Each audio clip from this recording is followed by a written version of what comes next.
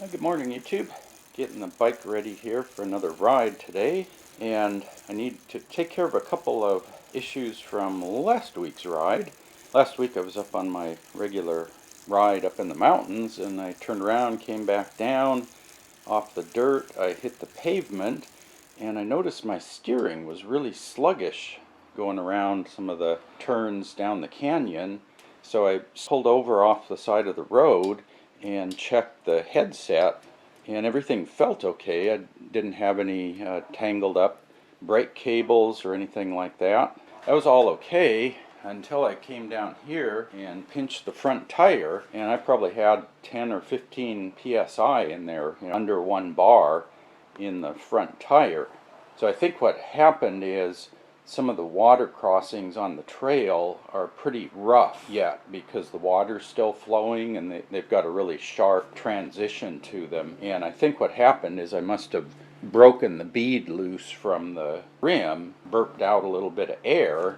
That caused the tire pressure to drop. Anyway, I grabbed my pump off the frame, pumped the tire back up to around 30 psi, 2 bar, and continued down the road. And I was thinking, the bead had broken loose, the sealant would seal it back up after a little bit of riding. And 3 or 4 miles later, same problem. The tire was down to under 1 bar. Well, anyway, about that point, I started thinking back to the last 2 weekends where I was working on the bike, getting it ready for a ride. So I do have a tire pressure gauge, but I usually don't use that on these tires. You use the gauge, you check the pressure, you let a little bit of air out, you find you need to add some air. So then I hook up my floor pump to put the air back in, and I basically just hook up the tire pump. And what I normally do is give this pump maybe 2 or 3 pumps, and then I just see where the pressure is, because the 2 or 3 strokes on the pump make up for whatever air you lost hooking the pump up. So 1, 2, 3, and I'm right about 30. And then if I need to add a little bit of air, I'll add a little bit of air. If I need to add more than a couple of pumps worth of air, that's usually my sign that I need to add sealant to these tires. I run these Tubeless. And anyway, back to the story, the last 2 weekends I've needed to add maybe 2 or 3 additional strokes on the pump. Nothing major, but that got me thinking that, I should probably add some sealant to these tires. I'll do it next weekend. Well, next weekend came, saw the same thing. It was kind of running late last weekend, so I thought, well, next weekend I'll add some sealant. And sure enough, last weekend's ride, I broke the bead loose, and I had an air leak, and there was no sealant in the tire to seal up the air leak. So luckily, a few years ago, I'd picked up one of these small bottles of Stan's tire sealant and carried this with me, along with a valve stem core remover. So you need to have both of these, because you need to pull the valve stem out to be able to put the sealant in.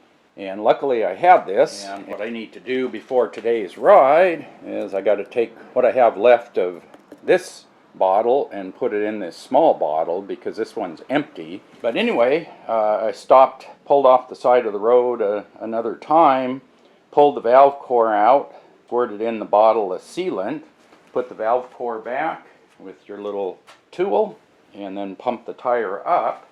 And this tire's been holding air since last week's ride. So anyway, the lessons I learned last week are definitely carry a bottle of sealant.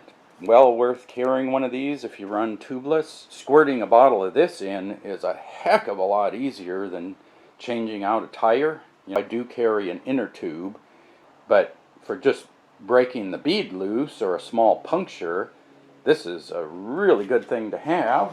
And along with that, it's really good to have a tool to be able to get the valve core out and have a pump rather than a CO2, because I had to pump my tires up 2 or 3 times. So that's the first lesson learned. The second lesson is, if you think you need to add sealant to your tires, you need to add sealant to your tires. Not next weekend, like now. So this tire already has 2 ounces of fresh sealant in it. So that's the second lesson learned. So the third lesson is, if you need to add sealant to one tire, you probably need to add sealant to the other tire. And I think this tire is about in the same condition. So before I go out today, I'm going to dump a little bit of sealant in the rear tire. Now the rear one, I started out using the orange seal, and I find this is working pretty good, so I'm going to switch over to using orange seal on all the tires. This one has needed much less sealant than the front tire, which uses the stands. Yeah, and this tool has both a Schrader and a Presta valve core remover.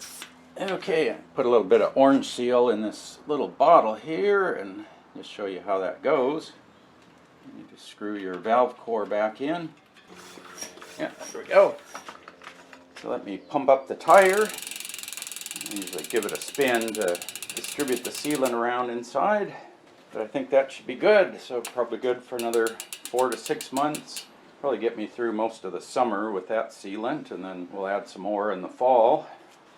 So it's definitely worth carrying along a little tube here. I've got to refill that bottle before I head out. And now I've got the rear tire sealed, the front tire sealed, air in both tires. Just got to lube my chain.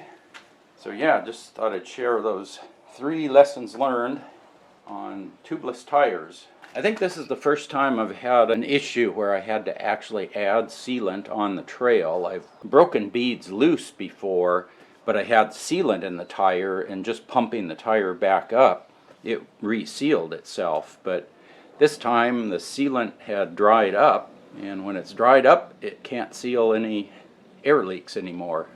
So that's why you got to keep some liquid sealant in there so it can seal up leaks. And if you have any questions about running these tires tubeless, these are the Schwalbe Marathon Mondial tires. Running these on Stan's Arch EX rims. They've been working really well tubeless. I think I converted these around 2013 or 2014, and they've been working well. I mean, this is the first problem I've had with running out of sealant.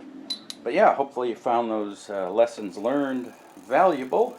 And if you have any questions about the tubeless conversion or these tires, post up in the comment section below, and I'll put some of the other tire videos over here on the left side. And as always, thanks for watching.